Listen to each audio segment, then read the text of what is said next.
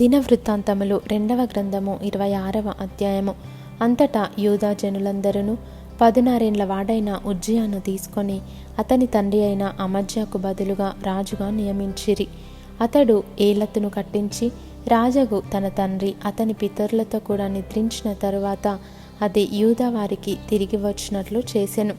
ఉజ్జియా ఏలనారంభించినప్పుడు 16 వాడై యెరూషలేములో 82 సంవత్సరములు ఏలెను. అతని తల్లి యెరూషలేము కాపురస్తురాలు, ఆమె పేరు యెకొల్యా. అతడు తన తండ్రి అయిన అమజ్యా చర్య అంతటి ప్రకారము యెహోవా దృష్టికి యథార్థముగా ప్రవర్తించెను.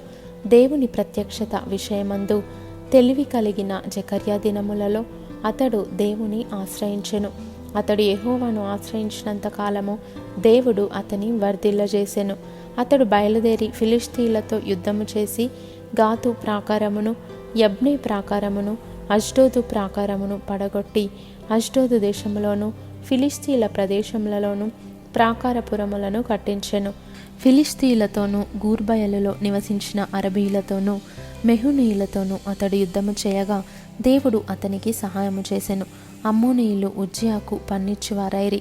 అతడు అధికముగా బలాభివృద్ధి నొందెను గనుక అతని కీర్తి ఐగుప్తు మార్గ ప్రదేశములన్నిటను వ్యాపించెను. మరియు ఉజ్జియా యెరూషలేములో మూల గుమ్మము దగ్గరను, పల్లపు స్థలముల గుమ్మము దగ్గరను, ప్రాకారపు మూల దగ్గరను దుర్గములను కట్టించి గుమ్మములు తిట్టపర్చెను. అదియుగాక షెఫేలా ప్రదేశములోను మైదాన ప్రదేశములోను అతనికి విస్తారమైన పశువులుండగా అతడు అరణ్యములో దుర్గములు కట్టించి అనేకమైన బావులు త్రవించెను.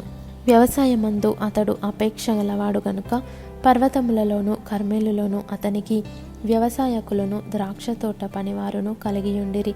యుద్ధమునకు ఉజ్జియాకు సైన్యము కలిగియుండెను. అందులోని యోధులు రాజు అధిపతులలో హనన్య అనువాని చేతి క్రింద నుండిరి.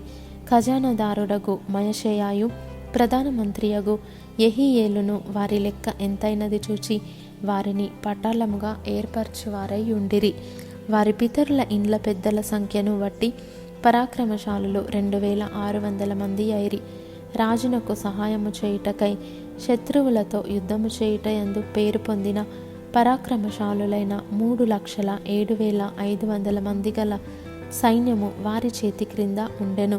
ఉజ్జియా ఈ సైన్యమంతటికి డాళ్లను, ఈటెలను, శిరస్త్రాణములను, కవచములను, విల్లులను, వడిసెలలను చేయించెను. మరియు అతడు అంబులనేమి పెద్దరాళ్ళనేమి ప్రయోగించుటకై ఉపాయశాలులు కల్పించిన యంత్రములను యెరూషలేములో చేయించి దుర్గములలోను బురుజులలోనూ ఉంచెను. అతడు స్థిరపడు వరకు అతనికి ఆశ్చర్యకరమైన సహాయము కలిగెను గనుక అతని కీర్తి దూరముగా వ్యాపించెను. అయితే అతడు స్థిరపడిన తరువాత అతడు మనస్సున గర్వించి చెడిపోయెను. అతడు ధూపపీఠము మీద ధూపము వేయుటకై యెహోవా మందిరంలో ప్రవేశించి తన దేవుడైన యెహోవా మీద ద్రోహము చేయగా యాజకుడైన అజర్యాయు అతనితో కూడా ధైర్యవంతులైన యెహోవా యాజకులు 80 మందియు అతని వెంబడి లోపలికి పోయిరి.